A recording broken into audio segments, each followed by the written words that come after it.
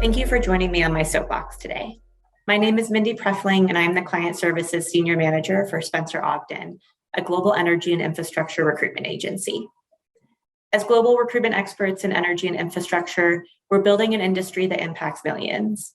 We provide leading recruitment services to our clients and candidates, creating careers to power a sustainable future. The Soapbox series is a podcast we've launched to have open discussions with thought leaders in the renewable energy industry to discuss the human element behind our industry and the challenges we face in recruiting, retaining, and promoting top talent, especially as it pertains to diversity, equity, and inclusion. My guests today are Rachel McLaughlin and Michael Smith from Forefront Power. Forefront Power is a leading North American developer of solar and energy storage solutions for commercial, industrial, public sector, and community solar customers. Michael is a current CEO and has been working in the energy industry since the 90s after graduating with a law degree from Duke University. Rachel is a vice president of sales and marketing and has been working in renewables since graduating from Duke University, where she studied public policy and political science. On today's episode, we'll be discussing how Forefront Power is continuously striving to improve and expand their product offering while simultaneously keeping up with the high standard they've already set. We'll also be taking a deep dive into the company's culture and how they leverage their people-first perspective to increase employee retention and reduce resignations. Of course, we'll also be touching on one of my favorite topics, which is DE&I, and how Forefront Power is striving to improve diversity within the organization, as well as looking at the renewable sector as a whole. Well, Rachel, Michael, thank you so much for joining me on my soapbox today. To kick us off, Rachel, I'd love to get an update from you. We've worked together for about five and a half years now, and we haven't spoken for the last year. Yeah, that long. And the last year, I know a lot has changed for you. So I'd love for you to catch me up to speed on how this last year's been for you and what you've been working on. Yeah, so I think you're referring to having a baby and going on maternity leave. Yeah, very excitedly had my first child. I remember, I think like most people who need to have a scheduled conversation with their boss to tell them that they'll be taking some time off. I remember being very nervous during that first conversation with Mike. And how did your boss respond? Exactly, I was talking about that. Yeah, I was nervous because I'm trying to remember how many months you had been in the role, but I think we had figured each other out by the time I was bringing this up. But it's always nerve-wracking when you're head of revenue and tells you, I would imagine, that they're going to go out on maternity leave. But when I sat down with Mike, had this conversation with him, and he just made me feel immediately at ease and told me this is one of the most important things that I'm going to experience in my life, and I should make sure I really take the time to enjoy it. And he would be extremely upset if I worked while on maternity leave, and that, settled my nervousness and, really provided a good foundation for the 4 months I was out.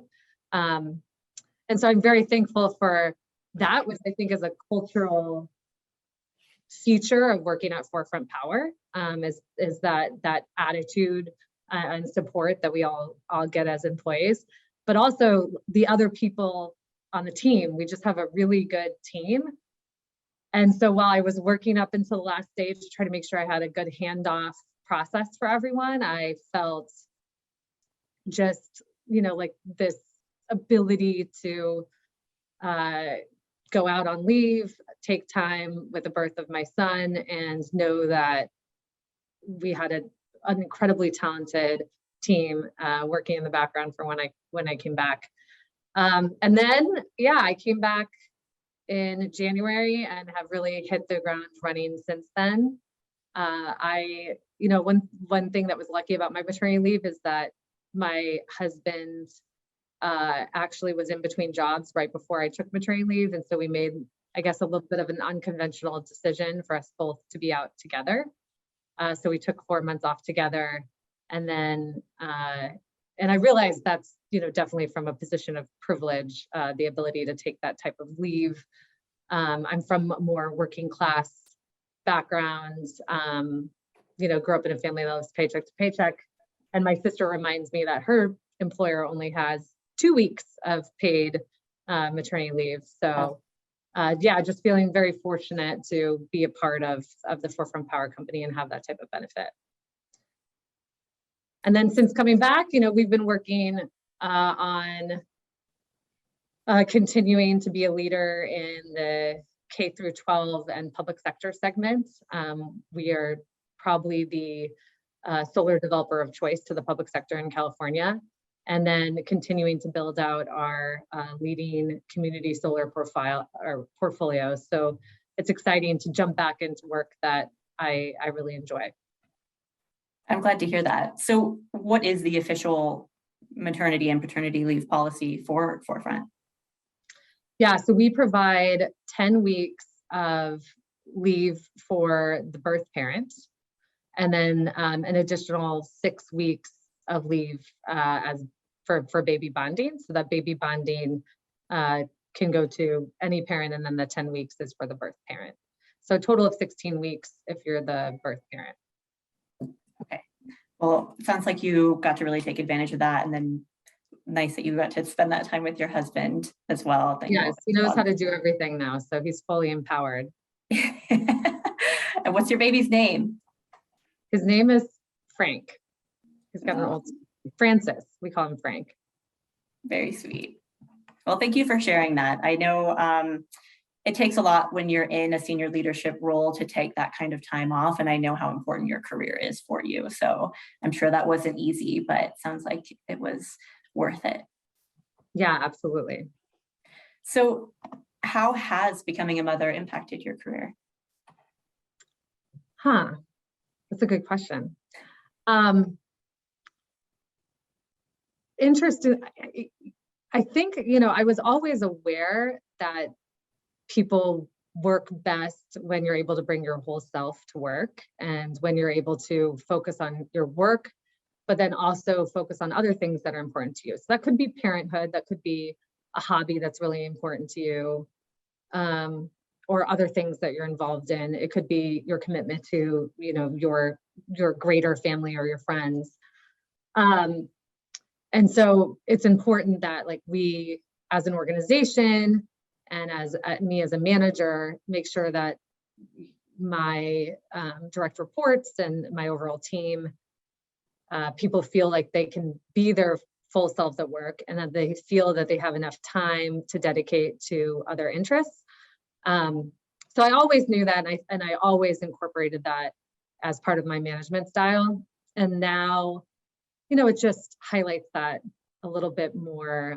It's even clearer now, because Frank is awake from 7 to 7 p.m. So if I work from 7 to 7 p.m., then I don't see him the entire day. And maybe that was the type of schedule I would occasionally keep previously. So I have to be disciplined that at 5 p.m. I can leave the office and go see Frank. And, if something's super urgent, I can, get back on at 8 and send an email. But oftentimes it's not the most urgent thing, and it's something I can do the next day, and making sure that my team and my employees also feel that they have that same flexibility.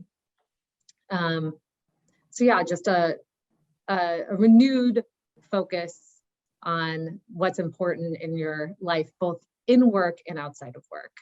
And one thing that I think indicates that we do a good job as a company on this is we do this cultural engagement survey every year, and consistently employees say that they feel like they can bring their whole selves to work.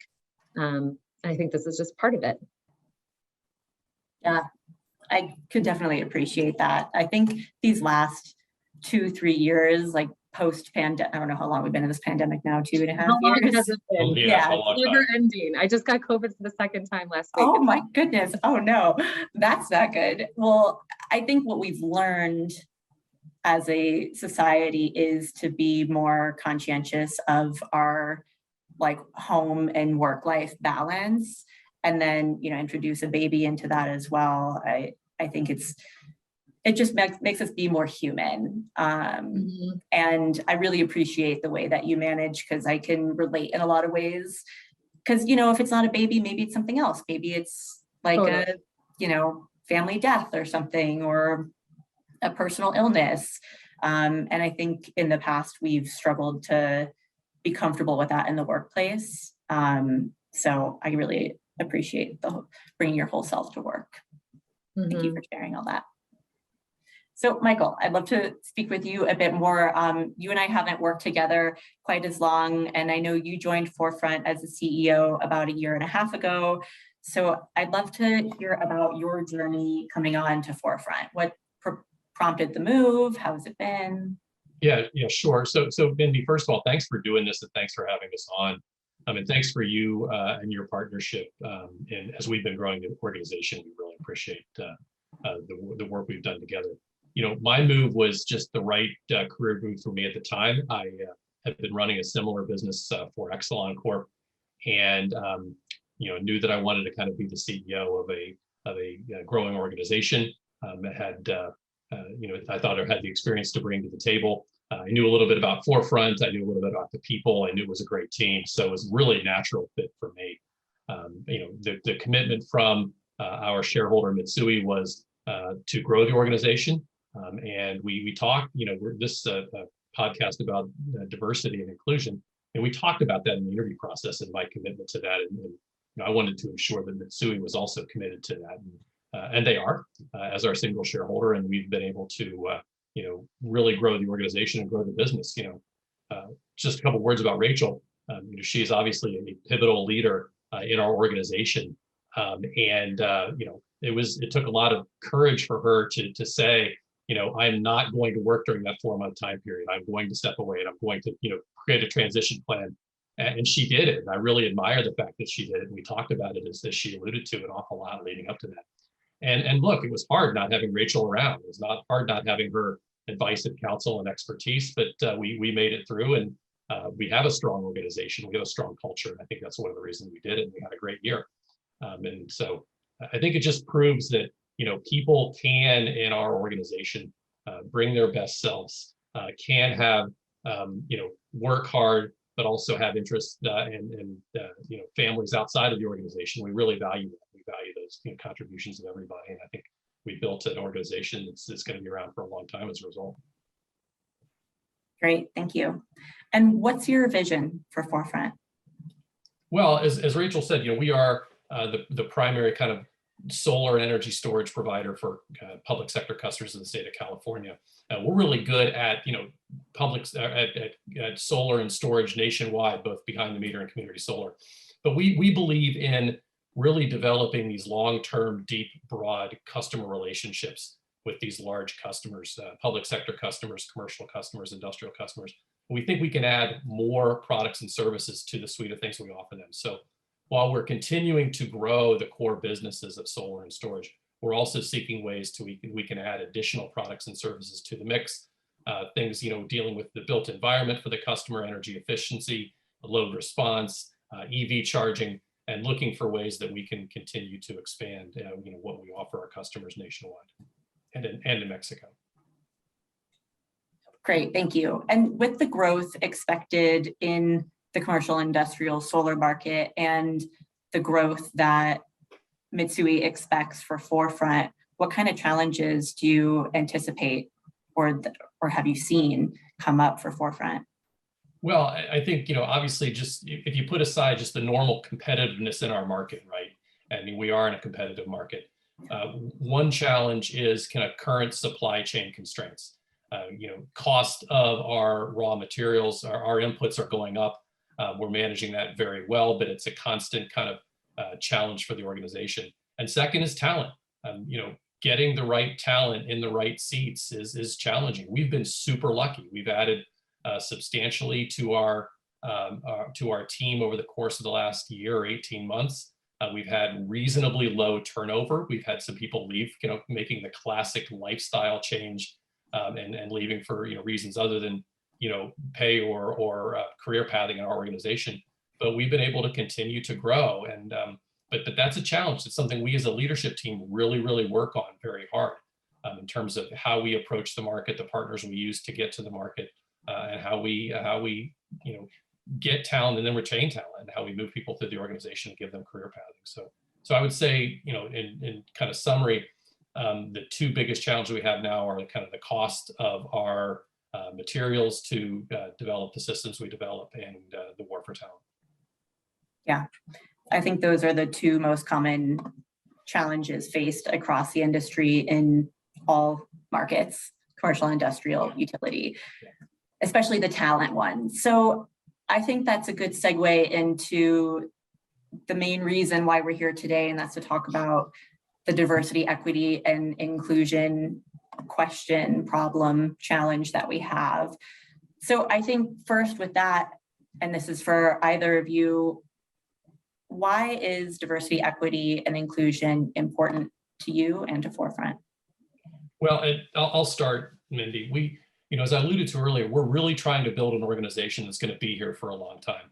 And the foundation of that is the people that we have in the organization.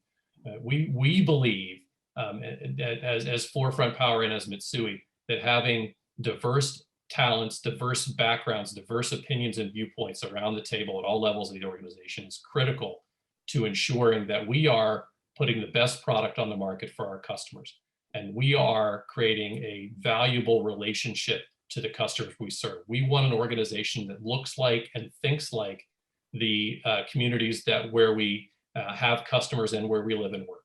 And we've begun that. We began that journey before I started. I think we've accelerated that journey since I've been on board, and it's something that we will continue to focus on because it's the best way to build a long-term sustainable organization that continues to have the right and the permission to talk to our customers in a reasonable and credible way about solving their energy procurement or their energy needs, really.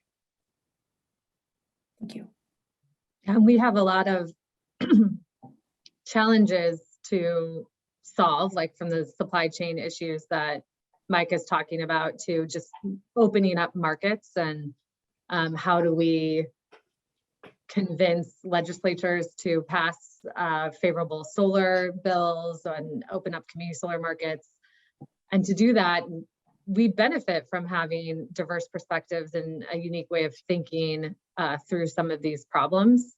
And I know that I'm a little bit of an example of that, coming into the sector with socioeconomic, a diverse socioeconomic background, but then also as a woman in a revenue position.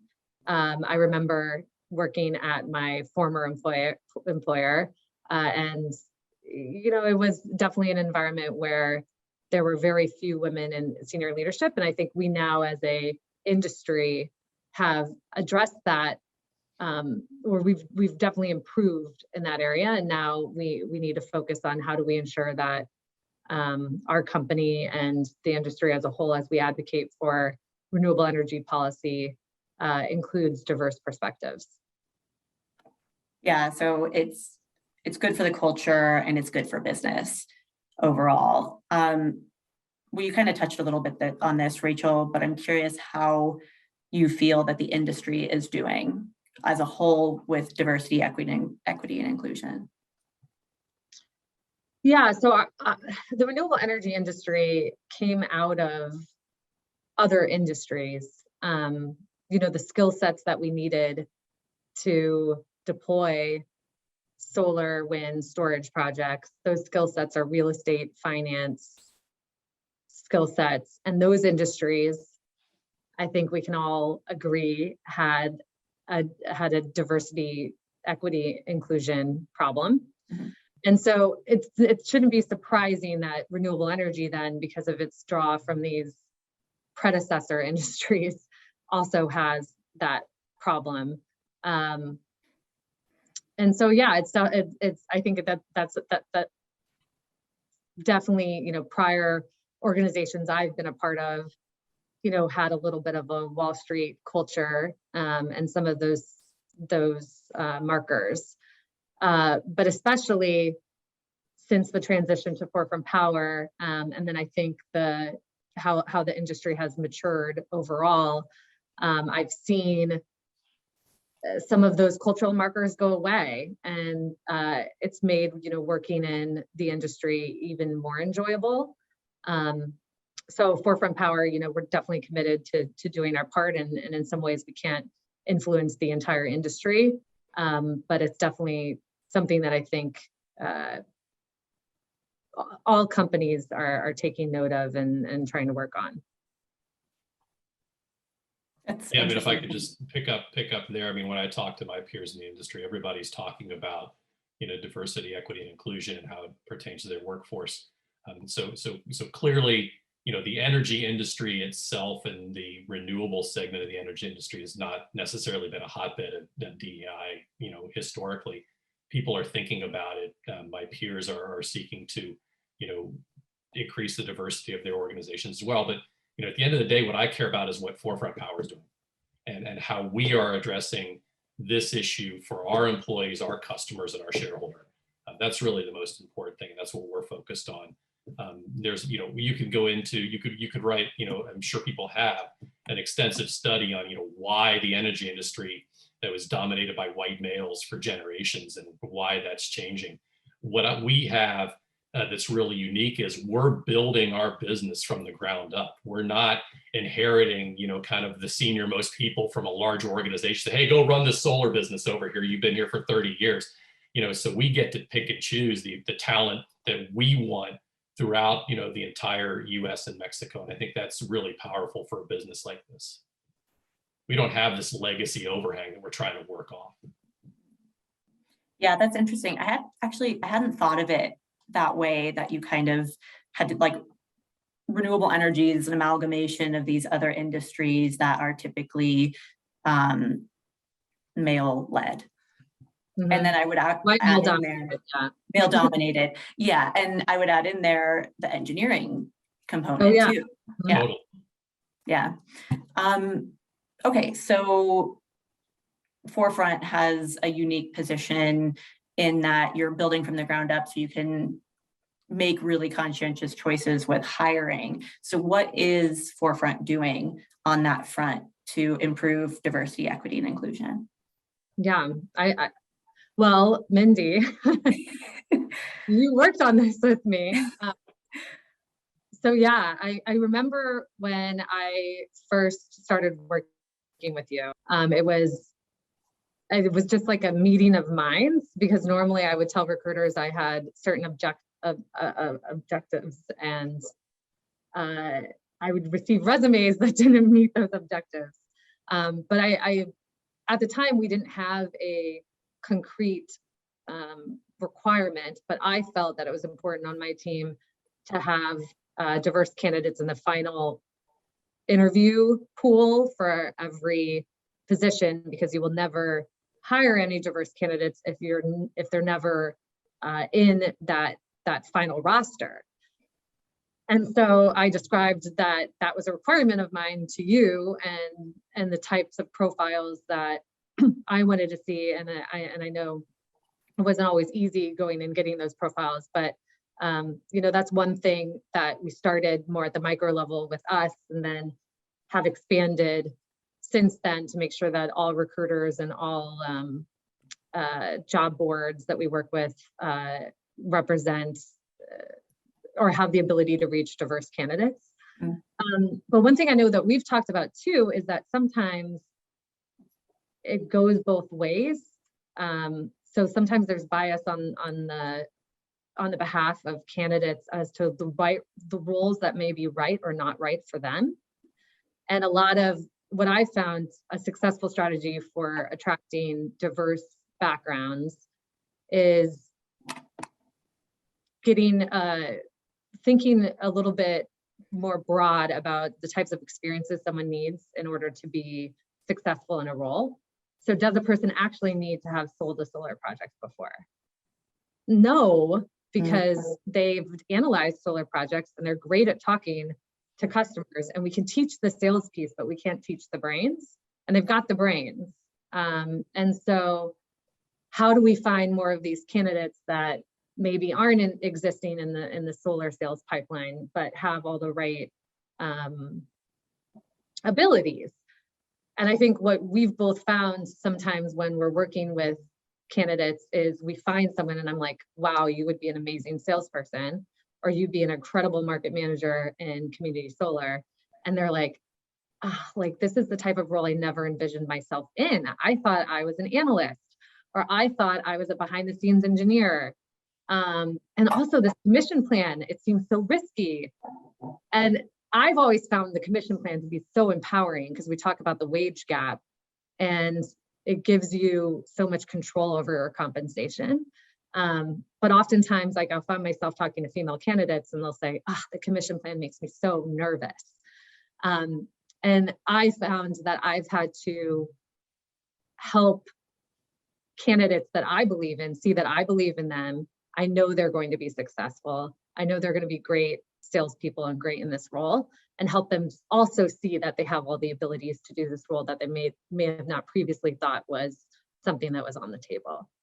So that's more anecdotal about how I approach this issue, but I know we're doing more formal stuff too. Since I've been talking a lot, I'll let Mike take that. Well, just picking up there, I mean, some of the very formal prescriptive things we've done have been very effective. So Rachel alluded to it. We strongly encourage hiring managers to bring a diverse slate to the table anytime they make a new hire. We trained all of our hiring managers in how to eradicate bias from the hiring process. And I think it was a fairly intensive training. It was two to 3 hour sessions over the course of a couple of weeks, and it was super well attended and really, really informative. I got a lot out of it myself. The other thing we're doing is I think what I consider to be kind of self-perpetuating. Not only are we thinking about this from a recruiting standpoint, from a retention standpoint, we're requiring now all new roles or all open roles be posted internally while they're posted externally. What we find out is we're moving a lot of internal people through the organization, and most of them happen to be women or diverse candidates. So our younger people who come in, and Rachel alluded to this, who say, well, I never thought I could be a salesperson. They apply for these roles and they get them. Mm-hmm. So not only are we attracting diverse talent, we've come up with ways to ensure that we're moving our people through the organization. Because we have a reasonably diverse workforce, we have a lot of diverse promotions or changes in jobs in the organization, which I think just perpetuates that move to continually improve our workforce. Yeah, I think it's when we talk about the diversity piece of DE&I, it's easy to come up with programs and ideas on how to improve on the recruitment side of that. But I think we often forget about retaining and promoting our diverse Absolutely. Talent. And it sounds like that's something that you've also incorporated into the program at Forefront, to be really conscientious about how you really recognize the people that you have internally, the talent that you already have. And increase our diverse leadership team. I mean, a lot of people, it's hard to hire from the externally, good leaders. It's much easier to take people that are internal and train them into those leadership roles. So as we find, we're hiring, our slate of internal new candidates coming in from outside, it happens to be pretty diverse, and now we're moving people through the organization. So a lot of those diverse candidates get opportunities to go do new things in the organization, move up, and have career growth path in Forefront Power.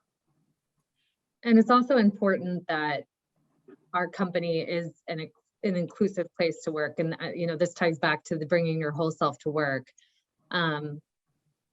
We have to provide support that if you're taking that job that maybe you didn't think that you were was in the cards before, but we believe in it, that we provide the support to make sure that you're successful in that role. And we're very aware of that and certainly do that.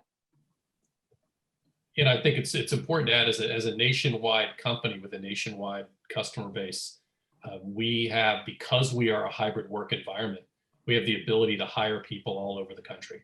Mm-hmm. We're not beholden to hiring just people who happen to live in the Bay Area. And so that gives us a much broader ability to reach really high quality candidates all over the place. And that gives us, not just, racial and gender diversity, but diversity of kind of geography and background and thought and approach all those things, pile into diversity and inclusion. I think it just makes us a much more well-rounded and much stronger company as a result. Yeah, and to that point, when we talk about diversity, I think oftentimes we think of gender diversity or racial diversity, but what we're really talking about is diversity of experiences. If your entire company went to Yale, then you don't really have, you might have some little bit of diversity of experience, but you're not really capturing perspectives that might come from people with diverse educational backgrounds, veterans, various socioeconomic backgrounds. When we're selling to school districts, you might think a little bit differently about the school districts that we're working with or what might appeal to them if you understand what it's like to have attended a school district like that. So I think, having that broader definition of what it means to have diverse experiences and how that can benefit the business and your colleagues. So we've talked a bit here about what Forefront's doing. So it sounds like I've kind of noted down here the recruitment partners that you select and how you communicate to your recruitment partners what your goals are. And then even, looking towards resources, online job boards that also can help serve your goals. And then I love that you hosted this training. Actually, Jesse mentioned to me that you all had this training, and I meant to follow up with him and have him send that to me because I think that's really valuable, and we can share it in the show notes for people. But how do you think it's going, or do you have quantifiable results for how it's going for Forefront? Yeah, so we do have quantifiable results. We track these things. We report these things to our board, both in terms of our hiring and our promotion practices. But it's a journey. And as I said before, this started before I came into the organization. I think we've focused on it more since I've come in. We've gotten feedback from our employees that it's something that's important to them, so that you get this nice virtuous cycle. But it is a journey. We have a long way to go, and we're nowhere near where we want to be, and we're going to continue to work at it day in and day out. This is every bit as important as prosecuting our business and making our numbers, is ensuring that we are improving the workforce and frankly the experience of those who work in our organization, because that feeds directly into our ability to be successful. Yeah, and though Mike says that it's a journey, and which implies that we've still got a ways to go, I'm really proud of what we've done. We're doing the work, and a example of that is SIA has a third party attestation, has your organization considered these things, and what are you doing for DEIJ? And we got, they recently looked at everything we're doing and said, you're at the silver level, and we're only one of 2 companies in the entire industry at the silver level. So to me, that recognizes that represents that we're doing a lot, and we're doing a pretty good job of putting in place best practices to address these issues. And then, we're currently in the process of looking at what we're doing and seeing how that aligns with gold. So hopefully, we'll be able to report back that we've moved from silver to gold. But yeah, only 2 companies in the entire industry right now are at silver, and we're one of them. Yeah, I would add to that to the success, and I am also proud of what we've done. When we do our annual employee survey every January, and last January 2021, DE&I was something that the employees asked us to focus on. We did some very programmatic things, some of which we've talked about. When we did our DE&I, we did our employee engagement survey in January 22. Our highest ranking input was DE&I. So clearly, the leadership team has listened to the employees, and we are doing the things that we need to do to continually improve our organization. Something I am very proud of. Yeah. And as we addressed earlier in the conversation, as an industry, there's a lot of room for improvement. I think the last number I heard is that women represent 28% of the renewable energy workforce. And, I imagine that SIA takes that into consideration too when they're giving these awards. I'm not too familiar with the criteria, but I'd be curious to look more into that myself. Yeah, it's worth looking into, and just if we're going to put the stat out there, we're about 40%. I would say that's very good. So with the, we kind of talked about the challenges that the industry has. What do you think is the opportunity with the growth of the industry in front of us to increase diversity, equity, and inclusion, or improve upon? I'll start there. So just think about it in terms of overall employment opportunity. As the industry grows, as companies like Forefront Power grow, as more students, particularly diverse students, are going through STEM programs, engineering programs, et cetera, there's more opportunities to employ more people in our segment of the economy. So it's more jobs and more diverse candidates being interested in those jobs. And the art is kind of bringing those two things together and putting ourselves in a position to find the best candidates that are available and making them interested in working for a company like Forefront Power. Frankly, any of our peers in the renewable energy industry. So it's just a growing opportunity set as this segment of the economy grows. We're also seeing as a trend, if we're pulling back and we're looking at the industry level, we're seeing as a trend that policymakers are also interested in this, next generation, or like the innovative power sector, which is what we are, being diverse. And so increasingly I find, as part of my community solar development and the work that our team is doing there, we need to be thinking about the projects that we're putting together and the impact those projects have on the community, how we are creating local jobs from those projects, the local organizations we're supporting, the educational opportunities that come out of the projects. Oftentimes when we're building these projects, we provide curriculum benefits to our education customers, but now with community solar, we have lots of residential subscribers, and that project could be an educational opportunity for schools in that community. So it's definitely something that we need to focus on as an industry in terms of recruiting and hiring talent, but it's also something that we're thinking about a lot with our projects too, and the impact that they have on this.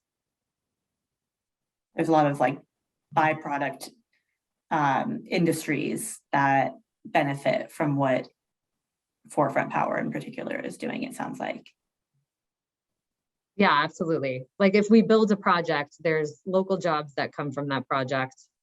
And then there's the community support we provide. And I think the clearest example of that is curriculum support. So if you've got data from a solar project and and it's an actual solar project and you're able to utilize that in the classroom, how is that then inspiring the next generation of students to say, okay, renewable energy might be this thing that I'm interested in, and then that grows our talent pool even more for this demand that Mike outlined. That's a huge opportunity. I never thought about it like that, but now that you're saying it, that's a really big opportunity to get, high school and college grade kids interested and encourage them to actually get into STEM programs, or even just pursue these undergraduate degrees that are popping up at more schools now. That's right. Yeah, and that's something we've been doing for a long time with our education customers. Like we had some of our engineers fly to a job fair that one of our education customers was doing, and they talked about how they ended up in solar and their engineering backgrounds. And so we've been doing stuff like that for a while, but it's because we are primarily a DG company versus a utility company. And I think now there's going to be more focus on everyone doing that, not just Forefront Power, but this being a broader industry service. Yeah. Okay, so at the end of the Soapbox series, I always ask my guests, what's in it for me? So what's in it for our audience? Why should somebody consider joining Forefront Power? So I'll start. This is an industry that has been around, if you just take behind the meter solar industry, let's call it 20 years generously. But we've barely scratched the surface of the opportunity to provide on-site solar energy storage and other types of products and services to customers, let's just say in North America. So huge opportunity to grow this industry, and Forefront Power is right in the middle of it. I think we are one of the premier providers, players in this industry. We have a really solid, incredible team. I think the best team in the industry. We're well supported by our parent. We've got a lot of room to run. And so we're going to continue to grow. We're going to continue to offer, great employment opportunities for people to join us and the people that are with us in terms of, retention and the ability to move through the organization. We're a small, agile, nimble team, and we all get along. We've created this culture of working really well together, respecting one another, and I think that's going to make us continue to be successful in this growing industry. Yeah, so Mike highlighted the market opportunity and that we're poised to be at the front of it, the forefront. No, I just couldn't help myself. But there's also just what makes Forefront Power unique compared to our peers in the industry, because if you want to work in renewables, you could work at other companies too. And I really think it's our culture. Our management team is extremely ethical. We make decisions with our employees, our shareholder, and our customers top of mind.